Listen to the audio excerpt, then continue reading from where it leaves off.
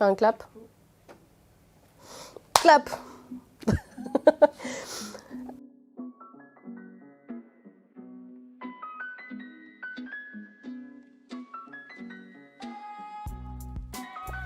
Bonjour, je m'appelle Carole Autouchot, je suis la fondatrice d'Akanema. Chez Akanema, on travaille dans la gestion des talents. Plus précisément, on essaye de transcender la gestion du capital humain en entreprise en intégrant les soft skills qu'on développe dans le cadre extra-professionnel dans la gestion des compétences.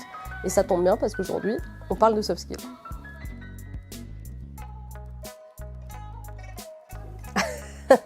C'est une vraie question. Alors, que sont les soft skills? Chez Akanema, on s'est beaucoup posé la question.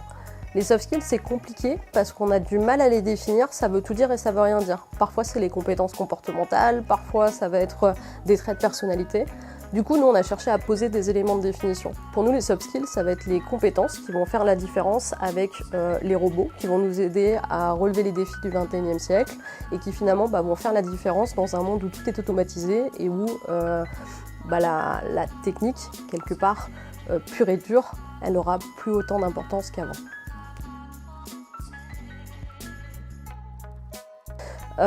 Pour moi, c'est tout naturel. En fait, les soft skills, c'est un peu une vocation et dans mon parcours personnel, j'ai plein de personnes qui n'ont pas les diplômes, qui ont parfois une grande capacité à apprendre la technique, mais qui en plus ont des soft skills que moi je ne possède pas.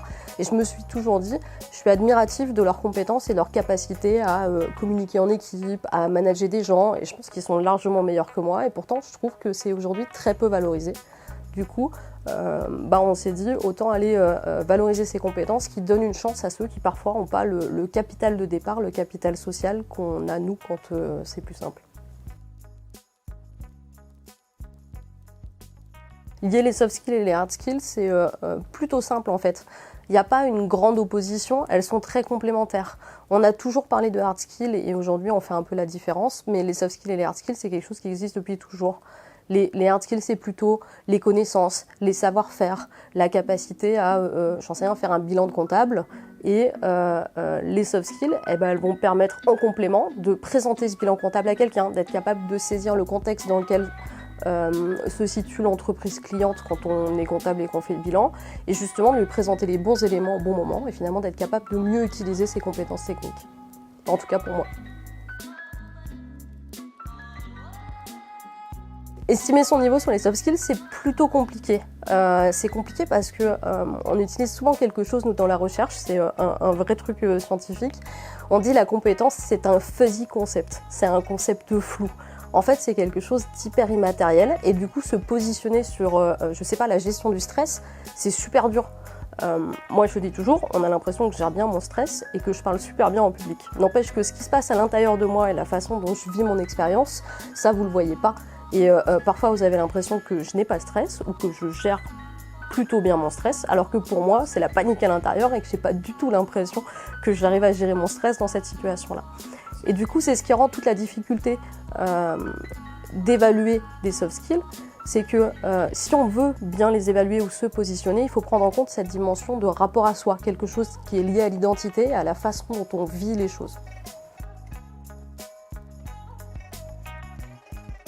Pour moi, l'évaluation, du coup, elle va être faite par soi et par les autres, mais c'est forcément complémentaire. C'est-à-dire que on va pouvoir, je reprends mon exemple, on va pouvoir voir que je gère mon stress parce que finalement j'ai fait mon pitch, j'ai fait le travail qu'on m'a demandé et la vidéo rend bien. Pour autant, elle doit forcément être complétée par comment moi j'ai vécu l'expérience, ce que moi j'en retire et la façon dont moi je vais estimer que j'ai géré cette situation. Peut-être que j'ai l'impression que je l'ai moins bien géré que la dernière fois, même si le résultat est le même, et auquel cas j'ai peut-être quelque chose à travailler en amont sur la soft skill qui va être associée à ça. Parfois, tu vas avoir une différence entre l'expérience vécue et l'expérience perçue, effectivement. Ce qui est moins le cas dans le cadre de la compétence technique, parce que la compétence technique, elle est démontrable, elle est souvent mesurable. Produire un bilan comptable, c'est simple. Est-ce que mon bilan il est équilibré à la sortie ou pas? C'est hyper objectif. Est-ce que j'ai réussi à gérer mon stress ou pas? C'est beaucoup plus subjectif.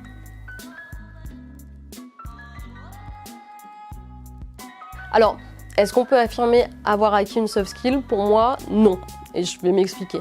Je pense que en ce qui concerne les soft skills, c'est compliqué de dire qu'on arrive à 100% de la compétence et donc qu'on va pouvoir l'évaluer, dire je l'ai au même sens qu'une compétence technique. La gestion du stress, c'est pas un interrupteur, c'est pas je sais le gérer, je sais pas le gérer en fait. C'est je progresse dans ma gestion du stress au quotidien, au fur et à mesure de mes expériences. Et du coup, je pense que je suis jamais à 0% sur cette compétence-là, mais comme je suis jamais à 100% sur cette compétence-là, un jour ou l'autre, je vais peut-être pouvoir éviter d'être stressée dans la situation, plutôt que de devoir gérer le stress qui arrive. Moi, j'ai envie de vous dire oui, oui, à travers toutes les formations, mais surtout à travers les formations qui sont des formations via la simulation, des formations expérientielles.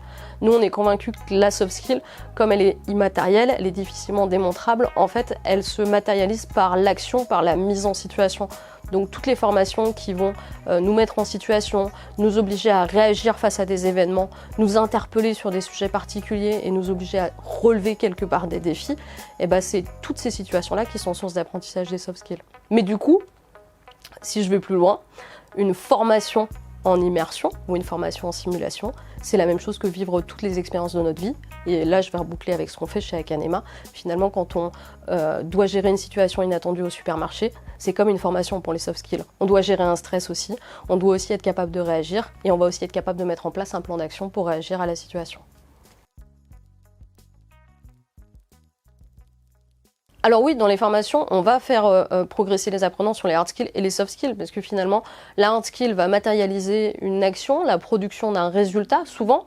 Typiquement, quand on forme quelqu'un à être commercial, il y a une technique de vente qu'il va falloir mettre en œuvre en situation. Pour autant, il y a une soft skill autour qui va permettre de choisir la bonne technique de vente au bon moment, qui va permettre de reformuler le message quand la personne en face de nous n'a pas, par exemple, compris ce qu'on était en train d'expliquer, et tout ça, ça va relever de la soft skill. Donc c'est vraiment très complémentaire, c'est juste que parfois on a du mal à voir la soft skill parce que elle est plus difficilement identifiable que la compétence technique qu'on a l'habitude d'évaluer. Je pense que ça s'explique premièrement par l'arrivée de l'intelligence artificielle et par la robotisation. On se rend bien compte qu'aujourd'hui, il faut être capable de faire des choses qu'on n'est pas capable de faire grâce à la technologie, et du coup, forcément, ça fait ça. Il y a autre chose aussi, c'est que démographiquement parlant, on entre dans une période où toute une génération est en train de partir à la retraite, et il n'y a pas forcément assez de personnes qui étaient dans la génération suivante pour les remplacer à niveau de compétences techniques équivalents. Donc, pour pallier à cette pénurie finalement de personnes formées, les entreprises et du coup les écoles aussi, les établissements d'enseignement supérieur, se tournent vers la soft skill parce que c'est un indicateur de la capacité à évoluer, de la capacité d'apprentissage de la personne, et donc c'est un indicateur qui va permettre de savoir que cette personne-là n'est peut-être pas opérationnelle aujourd'hui, mais demain elle le sera rapidement, elle sera capable de saisir les enjeux liés au poste, et s'il manque quelques compétences techniques, en tout cas elle sera capable de les développer aussi dans son quotidien. Je pense que oui, le marché des soft skills, on va l'appeler comme ça, va évoluer parce que avec ce besoin et cette pénurie de talent aujourd'hui, tout le monde se positionne sur le créneau, mais comme on n'a pas encore positionné les grands éléments qui permettent de bien identifier ce qu'est une soft skill, comment on l'évalue, comment est-ce qu'on la développe, parfois on a tendance à un peu tout mélanger. Parfois on va assimiler une soft skill à un trait de personnalité, mais la personnalité c'est quelque chose qu'on est avec, donc c'est inné. Une compétence, c'est plutôt quelque chose d'acquis. Et aujourd'hui, la différence n'est pas forcément très bien faite. Donc ça, c'est un exemple. Et je pense que le marché va se structurer au fur et à mesure de la recherche scientifique sur le sujet, parce qu'il y a pas mal de travaux en cours. On va avancer vers une meilleure compréhension des soft skills. Et du coup, on sera capable de les évaluer de façon plus fine, précise, et en les rattachant à des apprentissages concrets, et pas simplement en projetant une auto-évaluation, ou alors en demandant des retours d'avis, d'expérience d'autres personnes, qui ne sont pas toujours objectifs.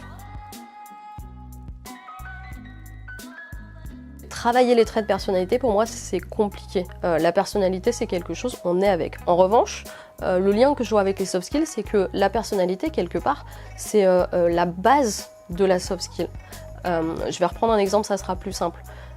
Souvent on dit être optimiste, c'est une super compétence. Mais être optimiste, c'est quelque chose qu'on ne contrôle pas. C'est plutôt lié à la personnalité. Soit on est optimiste, soit on est pessimiste. On se réveille le matin, on va voir les choses de façon positive ou pas. C'est comme ça, on n'y peut rien. Par contre, insuffler une vision positive ou communiquer de façon positive ou envisager des pistes positives d'amélioration, par exemple, ça va être des soft skills qu'on va pouvoir mettre en œuvre dans une entreprise et qui découlent directement de cette notion d'optimisme qui peut être liée à la personnalité. Donc nous, si on devait le positionner comme ça, en tout cas moi c'est comme ça que je le vois, je pense que la personnalité c'est la base, c'est un peu notre capital de départ, c'est le truc avec lequel on commence quand on arrive sur cette terre. Et puis après, au fur et à mesure de nos expériences, on va compléter ce qu'on avait. Et donc il y a des personnes qui partent avec un capital de départ qui est plus important sur certaines soft skills, mais ça ne veut pas dire que derrière on ne pourra pas développer la soft skill au fil des expériences. Donc on ne travaille pas la personnalité, on travaille la compétence derrière, mais la personnalité, elle peut aider. Il y a forcément des choses qui sont plus simples parce qu'on a le bon trait de personnalité. Je pense qu'aujourd'hui, les soft skills ont déjà pris le pas sur les hard skills dans le recrutement. En tout cas, c'est le retour que j'ai de beaucoup de recruteurs aujourd'hui avec qui on travaille. Ces compétences-là, aujourd'hui, elles sont garantes d'une efficacité au travail, mais elles sont aussi garantes de l'intégration dans une équipe. Et dans une période de pénurie de recrutement, on se rend bien compte que ce côté humain est aussi important parce que identifier des talents, c'est bien, mais parfois il ne faut pas le meilleur talent, il faut aussi celui qui fonctionnera le plus avec notre collectif. Et aujourd'hui, il y a des gros enjeux autour de la notion de collectif, de construction d'équipe, d'engagement des collaborateurs dans un projet d'entreprise. Et c'est aussi des choses qu'on retrouve avec les soft skills. Moi, je pense qu'on le retrouve dans tous les domaines d'activité, mais comme la compétence technique, comme elles sont liées, et puis en fait, elles font partie de nous. Moi aussi, à la place de soft skills, souvent, j'utilise le mot compétences humaines. Elles sont liées pour moi à notre humanité. C'est un peu le côté humain en complément de la technique. Donc, pour moi, c'est déjà le cas. Elles existent partout et elles sont hyper complémentaires. Et même si parfois on n'identifie pas la soft skill ou on ne l'identifiait pas, on se basait déjà dessus. Et donc, je pense que dans tous les secteurs, on va se baser sur la même chose parce qu'il n'y a pas de secteur d'activité, on ne voudra pas d'humains, sinon on développera des logiciels qui seront capables de les remplacer. Et donc je pense que oui, c'est plutôt universel comme notion justement. Simplement vivez des expériences parce que c'est là que vous développez vos soft skills et on sera là pour vous aider à les identifier.